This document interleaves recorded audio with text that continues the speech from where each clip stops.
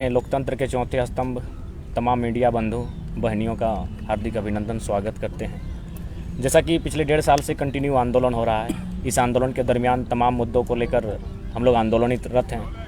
कुछ सफलताएं, कुछ असफलताओं के बीच मिला जुला असर रहा और फिलहाल जो बीते दिन पूर्व 3 दिवसीय महाआंदोलन हुआ जिसमें 60-40 नियोजन नीति को लेकर, और चूँकि लोकतंत्र के चौथे स्तंभ के माध्यम से राज्यवासियों को 60-40 की जो नियोजन नीति है उसके बारे में थोड़ा सा तार्किक बातों को रखना जरूरी है। ये नीति कितनी हद तक सही है या फिर इस नीति से नुकसान क्या है। आज जो सरकार अपने बचाव में आंदोलनकारी छात्रों को किसी दल का एजेंट बता रही है, तो इन सब चीज़ों पर मुझे कुछ क्लियरफाई करने के लिए आप सबों के लोकतंत्र के चौथे स्तंभ की मैंने आवश्यकता पड़ी। इसके लिए आपका बहुत बहुत आभार। सबसे पहले 60-40 नियोजन नीति। देखिए, कोई भी राज्य भारत देश में जब राज्यों का अलग गठन हुआ तो सबसे पहले भाषा के आधार पर हुआ था, और हम लोग की लड़ाई भी भाषा से प्रारंभ हुई, क्योंकि भाषा कहीं ना कहीं किसी मानव की सभ्यता संस्कृति का आधार होती है। यदि भाषा समाप्त हो जाती है तो वह समाज समूल नष्ट हो जाता है। आज उसके लिए असुरी जनजाति की बात करें, बिरहोरी की करें या फिर अन्य जनजातियों की बात करें जो आने वाले भविष्य में लगभग नग्न होने वाली हैं। और यूएनए की रिपोर्ट है कि झारखंड की 8 भाषाएं 2050 आते आते समाप्त हो जाएगी। यानी भाषाएं समाप्त नहीं होगी, वह समूह जो उस भाषाओं का बोलचाल में प्रयोग करता है वो समूह भी समाप्त हो जाएगा। तो उसी क्रम में हम लोग का भाषाई आंदोलन स्टार्ट हुआ था 1932 होते, आज हम लोग 60-40 में आ गए हैं। भारत एक संवैधानिक देश है। सभी लोग इस बात का दलील देते हैं कि कोई कहीं आके रह सकता है, बच सकता है, तो इस प्रकार का भेदभाव और इस प्रकार का आंदोलन आप लोग क्यों कर रहे हैं। तो मैं उन्हें संदेश देना चाहूँगा कि सबसे पहले वे संविधान को ठीक से स्टडी करें। भारत एक देश है, इस बात का जिक्र भारतीय संविधान में कहीं नहीं है। मूल 395 अनुच्छेद हैं, 12 अनुसूचियां हैं, 22 मूल भाग हैं, उसमें कहीं भी जिक्र नहीं कि भारत एक देश है। भारतीय संविधान अनुच्छेद 1 में स्पष्ट है कि भारत राज्यों का संघ, भारत अर्थात इंडिया राज्यों का संघ होगा। यानी बिना राज्य की परिकल्पना किए हुए, बिना राज्य को आप देश की कल्पना नहीं कर सकते हैं। यानी अगर आप भारत के बारे में सोचते हैं तो आपको राज्यों के बारे में सोचना होगा, यही भारत का संविधान कहता है। क्योंकि भारत एक नहीं हो सकता है। लॉजिकली आप भावनाओं में एक कर सकते हैं, राष्ट्रवाद के नाम पे एक होने का चोला उड़ा सकते हैं, लेकिन लॉजिकली बात करेंगे तो भारत एक कभी नहीं हो सकता है। भाषा एक नहीं है, परंपराएं एक नहीं है, पहनने का तरीका एक नहीं है, खाने का तरीका एक नहीं है, गीत संगीत एक नहीं है, अरे उतना तो छोड़िए, जाति धर्म तो छोड़ देते हैं, भगवान एक नहीं है। यानी भारत अलग अलग, भारत को एक कैसे किया जा सकता है, सबको उन्नति का समान अवसर देके। सबको आप जब तक उन्नति का समान अवसर नहीं देंगे, भारत एक नहीं हो सकता, ना भारत खुशहाल हो सकता है। तो जब अन्य राज्य के लोग अपने क्षेत्रता के आधार पर आंदोलन करते हैं तो सब जायज़ होता है। 1953 में जब तमिलनाडु से कटकर तेलंगाना का, आंध्र प्रदेश का तेलुगु भाषी के लिए जब निर्माण हुआ तो कोई विशेष विवाद नहीं हुआ, ना पूरे देश ने इस बात को कहने का मैंने बात रखा कि भाई ये देश को तोड़ने की बात है। बॉम्बे, महाराष्ट्र और गुजरात 2 हिस्सों में टूटा, तब किसी ने कोई बयान नहीं दिया। अन्य राज्य भी अलग हुए हैं लेकिन कोई विवाद नहीं हुआ। अन्य राज्यों ने अपने लिए कानून बनाए, तब कोई विवाद नहीं हुआ। लेकिन झारखंड के लोग जब अपने अधिकार की मांग करते हैं तो ये विवाद क्यों आता है कि पूरा भारत है, कि पूरे भारत का जिम्मा मतलब भारत झारखंड के लोग लेके रखें, चाहे यहाँ की नियोजन नीति हो, चाहे यहाँ का स्थान नीति हो, पूरे भारत को ठिका लेके रखें हम लोग। 60-40 समझ रहे हैं आप क्या होगा? 40% सीटें, नौकरियाँ सीधे बेची जाएंगी। आज यहीं बगल में आपका UG PG हॉस्टल है, कितने सपनों के साथ आंखों में सपने लेकर छात्र तैयारी कर रहे हैं। सब मिडिल क्लास फैमिली से हैं, खेती बाड़ी करते हैं इनके परिवार। माँ जेवर गिरवी रख कर भेजी है तो पिताजी घरों के पशु को गिरवी रख कर यहाँ तक भेजते हैं। और इस कंडीशन में आप 60-40 की बात करते हैं, 40% सीधे बाहर को बेच रहे हैं। और जब हम लोग आंदोलन करते हैं तब संविधान की बात करते हैं। अभी हम लॉजिकली बात करना चाहेंगे कि उड़ीसा का इंजीनियरिंग कॉलेज का फॉर्म आया, उसमें साफ शब्दों में लिखा है कि जो भी गवर्नमेंट कॉलेज हैं वो अन्य राज्यों के स्टूडेंट का एडमिशन ले ही नहीं सकते हैं। उनका एडमिशन केवल और केवल प्राइवेट सेक्टर में हो सकता है। तो जब उड़ीसा भी इसी संवैधानिक देश में है, वो यदि अपने लिए नियम कानून प्रावधान कर सकता है कि केवल और केवल उड़ीसा के ही छात्रों का एडमिशन होगा, हम तो नौकरियों पर आए हैं, वहाँ तो एडमिशन तक नहीं हो सकता है। चूंकि हमारे पास कागज भी है, चाहे तो हम लोग दिखाना चाहेंगे। लेकिन ये सरकार के लोग तो बोल रहे हैं कि टेम्पोररी तौर पर आया है ना, अभी उसके बाद तो में हमें जब ऑलरेडी 3600 टीचर की बहाली में अनुमान है कि 1200 टीचर बाहर के बन चुके हैं। पब्लिक डेटा कहाँ से आया? डेटा तो न्यूज़ वालों ने दिया है, तमाम न्यूज़ों में दिखाया गया है कि भाई बाहर के अभ्यर्थी बहुत मैक्सिमम संख्या से, जिला सहित दिखाया गया है। बाहरी कौन, स्थानीय कौन, यही डिफाइन नहीं है अभी तो। बाहरी साफ शब्दों में एड्रेस लिख रहे हैं, वो पब्लिकली कह रहे हैं कि हम बनारस से आए हो, पब्लिकली कह रहे हैं हम राजस्थान से आए हो, पब्लिकली कह रहे हैं हम औरंगाबाद से हैं, फिर भी आप डिफाइन नहीं कर पा रहे बाहर के कौन है। ये तो बड़ा दुर्भाग्य का विषय है। इंजीनियर की बहाली में आप अन्य राज्यों को दे दिए, मेडिकल अफसर आप अन्य राज्यों को दे दिए, तो झारखंड के पास क्या बचेगा? अब तो चपरासी भी नहीं बचेगा, क्योंकि अब जो उत्पाद सिपाही है इसमें भी आप मैंने झारखंडित होने का प्रमाण नहीं मांग पा रहे हैं। तो ये एक दुर्भाग्य का विषय है। दूसरी बात थोड़ा संविधान की बात करेंगे, क्योंकि आज संविधान के नाम पर दिग्भ्रमित किया जाता है कि भारतीय संविधान में समानता का बात कहता है, जो हमारा आर्टिकल 14 से लेकर 18 खासकर 14, 15, 16 मूल रूप से 16 की बात करते हैं क्योंकि नियोजन की बात आर्टिकल 16 करता है। अगर आप भारतीय संविधान अनुच्छेद 16 को देखेंगे तो वहाँ लिखा है कि किसी भी नियोजन में राज्य किसी भी प्रकार का भेदभाव नहीं कर सकता है। कोई भी नियोजन होगी, नियुक्ति होगी तो भेदभाव नहीं कर सकता है। अनुच्छेद 16 दो में कहती है कि आप जाति, धर्म, उद्भव, जन्म स्थान, नस्ल, संप्रदाय 7 पॉइंट है, उनके आधार पर आप भेदभाव नहीं कर सकते हैं। यानी 16(1) 16(2) के पढ़ने के बाद आपको लगेगा कि कोई भी एंट्री कर सकता है, लेकिन जैसे 16(3) पढ़ते हैं भारतीय संविधान अनुच्छेद 16(3), वहाँ साफ शब्दों में लिखा है कि संसद स्थानीयता के आधार पर यदि उस राज्य के लोग पिछड़े हैं, स्थानीय हैं, तो उनके लिए विशेष नियोजन में प्रावधान बना सकती है, 16(3) कहती है। तो हम तो उसी की बात करते हैं। आप आर्टिकल 46 में चले जाइए।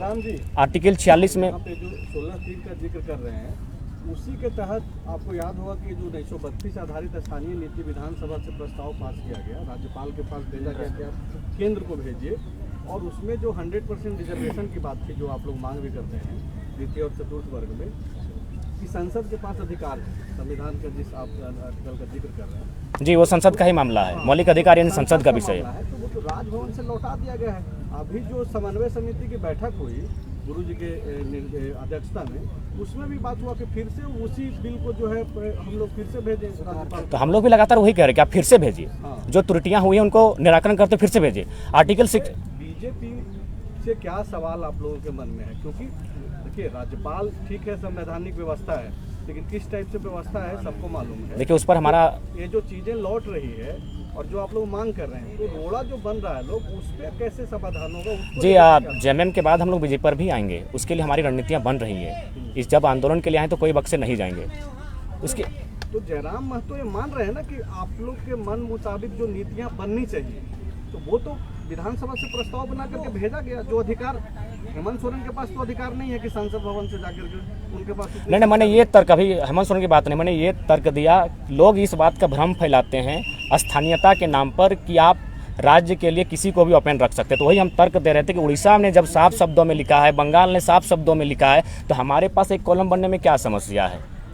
कोई भी बहालियाँ अभी जो लेटेस्ट आई हैं वो तो साफ साफ लिखा है कि भारत का नागरिक हो प्लस बिहार राज्य का मूल निवासी हो, भारत का नागरिक हो, बंगाल का मूल निवासी हो। तो हम लोग भी झारखंड का मूल निवासी वही कॉलम की तो बात कर रहे हैं। दूसरा बात, नीति निर्देशक तत्व का जो आर्टिकल 46 उसमें भी लिखा है कि राज्य अपने राज्य के दुर्बल लोगों के लिए कानून बना सकता है। कहाँ? शैक्षणिक और आर्थिक स्थिति को प्रोत्साहन करने के लिए, दुर्बल लोगों के लिए। तो क्या हम लोग झारखंड के लोग सबल हो चुके हैं? ये अब राज्य का मसला है। नीति निर्देशक तत्व आर्टिकल 46 में लिखा है कि दुर्बल लोगों के प्रोत्साहन के लिए, आर्थिक और शैक्षणिक प्रोत्साहन के लिए आप नीति नियम बना सकते हैं। तो क्या हम लोग सबल हो चुके हैं? हम कितने सबल हुए? हम तो ज़मीनें बेचकर अपना गुजर बसर कर रहे हैं, तो हम तो सबल नहीं हुए। लेकिन जो चीज़ें आप बोल रहे हैं वही चीज़ें तो सरकार में शामिल लोग भी कर रहे हैं, जो अभी जिसका जिक्र संजय भैया कर रहे थे। उन्होंने बोला कि फिर से भेजेंगे इसको राज्यपाल के पास, तो बिल्कुल भेजे। तो फिर आंदोलन किस बात को लेकर? आंदोलन इस बात का कि आंदोलन के कारण ही 1932 चर्चा में है विधानसभा में। अगर क्या चाहते हैं आप लोग, वैकेंसी निकले या फिर नहीं निकले? नहीं, देखिए हम लोग चाहते हैं कि कम से कम आप जो आप कह रहे हैं कि टेम्प्रोरी है, तो टेम्प्रोरी भी किस प्रकार का होगा? टेम्प्रोरी भी है तो ठीक है, तो क्या आप इसका मतलब टेम्प्रोरी, इसका मतलब सारी बहालियों को बांट देंगे क्या? उसमें आप जो लोकेलिटी का मैंने बैरियर को डिलीट कर चुके हैं, लोकल भाषा के बारे में चर्चा नहीं होगी, मैंने संस्कृति के बारे में चर्चा नहीं होगी, सीधे आप इंग्लिश को लोकल लैंग्वेज बना दीजिए। क्या ये आधार हो सकता है टेम्प्रोरी बहाली में? क्या इसके माध्यम से आप रोक सकते हैं? आप जिला वाइज सर्वे करते हैं, जिला वाइज कौन सी भाषाएं हैं उसके आधार पर आप GSGK का पेपर सेट करते हैं, ये तो आप कर सकते हैं। ये तो संविधान का हनन नहीं होगा।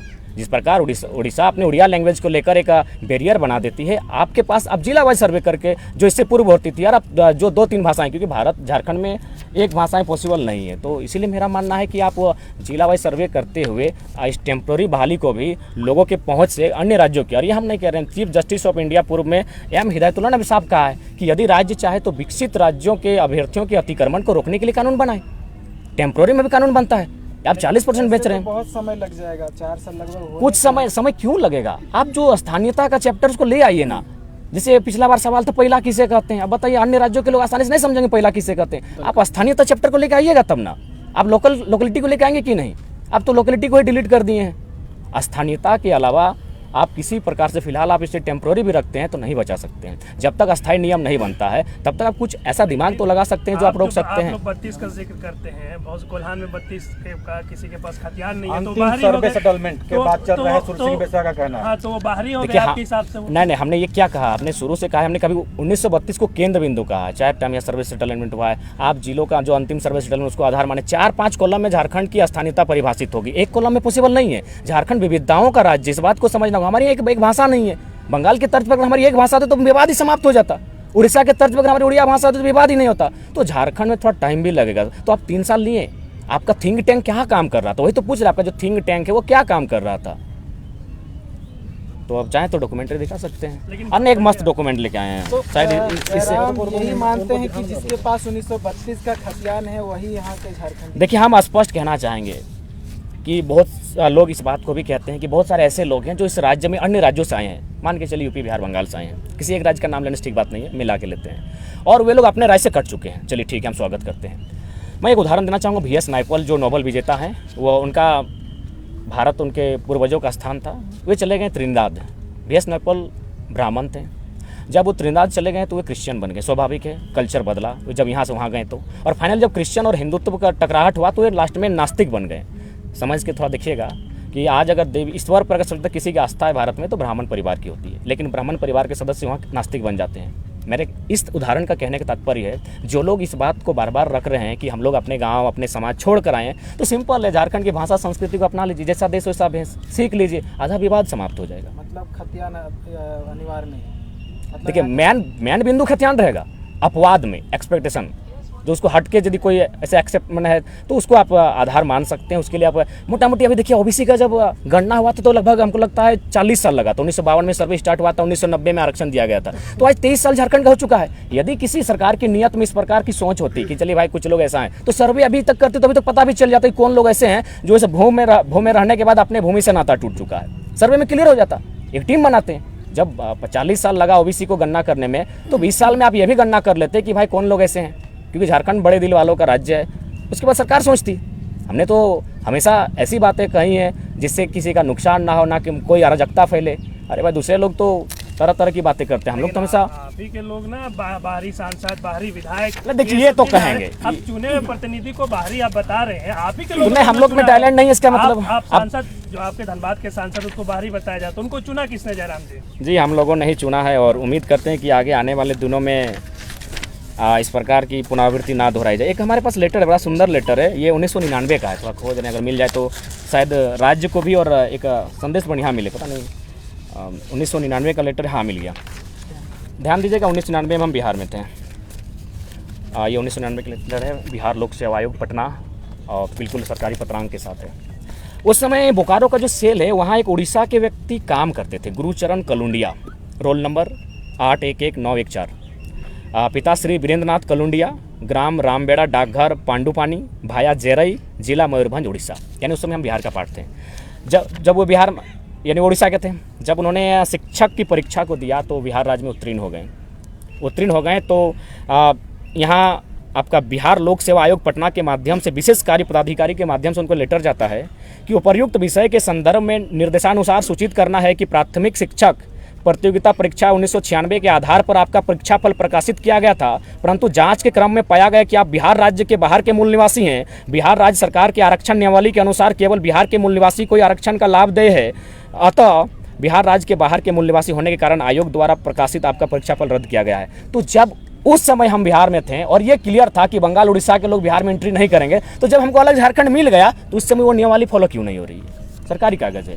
तो इस तरह की, मतलब साफ शब्दों में कहा जाए, अब बहुत सारे लोग इस बात का भी दलील देते हैं कि न्यायालय है, ब्यूरोक्रेसी है, इतने आयोग हैं, इतने सरकारी तंत्र हैं, इसके रहते कैसे अन्याय हो सकता है। तो मैं लॉजिकली आज 1.5 साल के आंदोलन में थोड़ा सा मैं एक ऐसा शब्द का प्रयोग करना चाहता हूँ जो शायद अभी सनीदा आपके साथी हमको कह रहे थे कि आप पढ़े लिखे होकर इन शब्दों का प्रयोग करते हैं, लेकिन मजबूरन आज फिर मैं कर रहा हूँ प्रेस कॉन्फ्रेंस में कि ये लोग खासकर हमें झारखंड के लोगों को जानवर समझते हैं। उदाहरण दे रहा हूँ, 3-4 उदाहरण से क्लियर हो जाएगा कि वास्तव में, और राज्य को जानना चाहिए। सबसे पहला उदाहरण जादूगोड़ा, मैंने पहले भी रखा है। जादूगोड़ा में जो यूरेनियम का खनन होता है उसमें 47% महिलाओं को संभोग करने की इच्छा नहीं है। उस रेडिएशन से इतना असर हुआ है, समझ सकते संभोग या जनन यानी जिससे कि सृजन होता है, जिससे संसार सृष्टि आगे बढ़ती है, यानी 47% महिलाओं को संभोग की इच्छा नहीं होती उस रेडिएशन के कारण, फिर भी आप कोड़ रहे हैं, इसका मतलब हम जानवर ही हैं। मैं लॉजिकली बात करता हूँ। जादूगोड़ा की रिपोर्ट है, 100 में 47 महिलाएं, मैंने साफ शब्दों में सुन लीजिए, लॉजिकली बात करें, सेक्स करने की उनमें इच्छा नहीं है, जिससे संसार चलता है, जिससे हम और आप दुनिया में आए हैं, फिर भी आप जमीन कोड़ रहे हैं। फिर भी क्यों? क्योंकि हम लोग जानवर हैं। और एक उदाहरण देते हैं, यहीं बगल में आप गए भी थे, आप लोग सब बुढ़ाखाप में रिपोर्टिंग करके आए हैं। वहाँ क्या मामला है? महिलाएं पेड़ बचाने के लिए आलोका प्राइवेट स्टील लिमिटेड के खिलाफ आंदोलन कर रही है। आपको पता होगा नीरज महतो नाम का एक 8 साल का बच्चा जो कैंसर से जितना फेस है उतना उसका घाव हो चुका था, वो मर गया। वही आलोका स्टील कंपनी किसी दूसरे राज्य में है, वहाँ जीरो पोल्यूशन है। तो हम जानवर ही है ना, जो हमारे यहाँ पोल्यूशन है, हम कैंसर से आपके धुएं से मर जा रहे हैं, और आपका कैपेसिटी नहीं कि आप दूसरे राज्य में 1% पोल्यूशन निकाल सके। यही कंपनी जब दूसरे राज्य में जाती है तो वहाँ जीरो पोल्यूशन पे काम करती है। जब ये झारखंड आती है तो लोग उसके कैंसर से मर जाते हैं। तो इसलिए हमने कहा कि हम जानवर हैं। और एक उदाहरण दे ही देते हैं, कोल सबसे ज़्यादा प्रभावित किया झारखंड को। चीरहरण अगर सबसे ज़्यादा किसी का हुआ है तो कोल फैक्ट्री के कारण, कोल खनन के कारण। आप चले जाइए, यहाँ 3 यूनिट गवर्नमेंट की और कुछ यूनिट्स हैं, CCL, BCCL और ECL। आज बेरमो में जाइए, 999 साल कर लीजिए, बताइए 999 साल कर लीजिए, कौन सा संवैधानिक है? किस प्रकार का छेड़छाड़ हो रहा है यहाँ के कानूनों के साथ? यही आप NCL है आपका सिंगरौली मध्य प्रदेश में, अगर आप वहाँ जाते हैं तो वहाँ क्या होता है कि सबसे पहले एक टीम गठन होता है। वो टीम जाके वहाँ सर्वे करती है, जिनका मकान तोड़ना हो सब चीज़ सर्वे होता है, और उनको एक ज़मीन का आवंटन होता है, ज़मीन में घर बना के बाकायदा कंपनी देती है। सिंगरौली में, यही मध्य प्रदेश सिंगरौली में लोग बाकायदा घर बना कर देते हैं, यहाँ घर तोड़ते हैं। तो इसलिए तो हमने कहा हम लोग जानवर हैं, ये लोग हम इंसान ही नहीं मानते हैं। तो फिर अब किस न्यायालय और कानून की बात करते हैं? हजारों CNT कानून पेंडिंग पड़े हैं, हजारों हत्याएं हो चुकी है जमीन विवाद को लेकर। साफ शब्दों में आज हमें कठोर शब्द करना पड़ रहा है। बाकी जो है ये लोग झारखंड के लोगों को जानवर मानते हैं। हजारों उदाहरण देंगे जहां देश में ठीक ठाक कानून है, लेकिन जैसे वो कंपनी वही लोग झारखंड में एंट्री करते हैं, उनकी नैतिक सोच मर जाती है या फिर उनका माने मर्यादा खत्म हो जाता है, और वे लोग इस प्रकार कार्य करते हैं जैसे हम लोग पशु हैं। आज मजबूरी में इस बात को रखना पड़ रहा है, इसीलिए सारा सिस्टम यहाँ फेल है। चाहे DC रहे चाहे VC रहे, यहाँ सब कोई केवल और केवल इस राज्य को दोहन करने के लिए आए हैं आज। इसलिए आज मजबूरन मुझे इस पीड़ा के साथ इन शब्दों को रखना पड़ रहा है। इस तो क्यों नहीं जाते हैं मुख्यमंत्री से ये बातें करने के लिए? क्या आप समझा नहीं पा रहे हैं, या समझना नहीं चाहते हैं, या आप अपनी राजनीति चमका रहे हैं? देखिए, हम लोग को राजनीति करने का आज भी इंटरेस्ट नहीं। कैसे हम लोग राजनीति कर पाएंगे? ये बार बार सवाल आता है, राजनीति हम लोग कैसे करेंगे? हम लोग आज तक एक मुखिया नहीं जीत पाए हैं। क्यों नहीं मुख्यमंत्री से मुलाकात करते हैं? मुख्यमंत्री बुलाएंगे, हम लोग आंदोलन कर रहे हैं तो उनका फर्ज बनता है कि एक डेलीगेटिंग टीम को बुलाया जाए, 5 लोगों की टीम आए। जब हम उनसे वार्ता नहीं करेंगे तब आप कहेंगे। हमारे बड़े भाई के नाते आप भी तो रिक्वेस्ट कर सकते हैं कि आप समय दीजिए, हम आपसे मुलाकात करेंगे, अपनी बातों को रखेंगे। आप क्यों तब तक चाह रहे हैं कि लोग पीड़ित है और वो परेशान हो, बीमार पड़े? इस सॉल्यूशन का हल तो ये भी हो सकता है। बात बताइए, जब पूरे राज्य में आज इतना आक्रोश है तो उनको दिखना चाहिए, उनको एक प्रतिनिधिमंडल को बुलाना चाहिए। हम लोग अगर नहीं जाते, नहीं बात करते तो अलग बात थी। हमें मुख्यमंत्री से शिकायत है, व्यक्तिगत हेमंत सोरेन से कोई शिकायत नहीं है। अच्छा, ये कहना है 1932 का जो आप लोगों ने मुद्दा उठाया था, क्या मेन मकसद राजनीति में ही आना था? क्योंकि लगातार जो है आप लोगों ने ये भी घोषणा कर दी कि 2024 में आप लोग चुनाव लड़ेंगे। नहीं, अनुमान कहा है, अभी भी कहा है कि हम लोग अगर सरकारें विफल होती है। जितने भी छात्र नेता हैं आप लोग अलग अलग दल बनाने में लग गए हैं, जितने भी। देखिए, सबसे पहली बात है, आंदोलन का स्टार्ट दामोदर नदी में हुआ, इसीलिए इस बार चुनाव का फैसला भी दामोदर नदी के किनारे से होगा।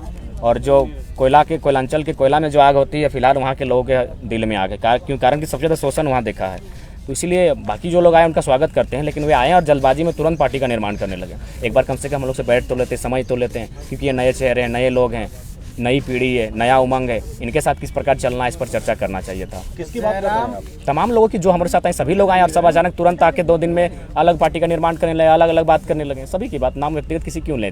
सिंह बेसरा को लेकर क्या कहेंगे? लगातार आपकी वो एक अनुभवी हैं, झारखंड आंदोलनकारी हैं, राइटर फाइटर दोनों हैं, लेकिन यही कहना चाहेंगे सबका एक टाइम ऑफ पीरियड होता है। आपने एक बड़ी बात कही है, कुछ दिन पूर्व आपने एक बाइट दिया है अपने क्षेत्र में। जी, हम उस बाइट को दोहरा देते हैं। जी, हमने कहा है कि उनका समय 1985 का था, जब वो बैट लेके लंबे लंबे छक्के लगा सकते थे, उनका सम्मान करते हैं। अब 2023 आया है, अब शुभमन गिल, सूर्य कुमार यादव, यशस्वी जायसवाल, इन खिलाड़ियों का समय है, तो इनको आशीर्वाद दें, इनको गाइडलाइन करें कि कहाँ निकलना है। हम तो कहते हैं अगर जरूरत पड़े कान खींचिए, जरूरत पड़ते कंधे पे हाथ रख के शाबाशी दीजिए, सब कीजिए जो एक कोच का रोल होता है, गाली दीजिए, लेकिन बल्ला उन्हीं को दीजिए जिनका समय है। उन्होंने तो कहा था कि मतलब कैप्टन आप बनना चाहते हैं? नहीं, कैप्टन कोई और बने, हम खेलना चाहते हैं। ठीक है जनाब, धन्यवाद। खेलने के लिए तैयार हैं, मतलब 24 में मैदान में टीम उतरेगी। सनी दा कोच होंगे। नहीं, ये तो आपने क्लियर कर दिया है कि 24 में आखिरी रास्ता हमारे पास वही है हाँ, रास्ता वही है, कि चुनाव में हम लोग जाएंगे। बिल्कुल जाएंगे। पार्टी घोषणा कब तक कर रहे हैं, 18 या 19 या 20? 18 को जो हमने सूचनाएं हम लोग हाँ पास वही आ हाँ रही है। सम्मेलन हो रहा है, उस दिन कुछ चर्चाएं होंगी इस विषय पर। ठीक, थैंक यू। आइए जयराम जी इधर आइए। थोड़ा सा जयराम जी इधर आइए, ज्वाइन कर लीजिए।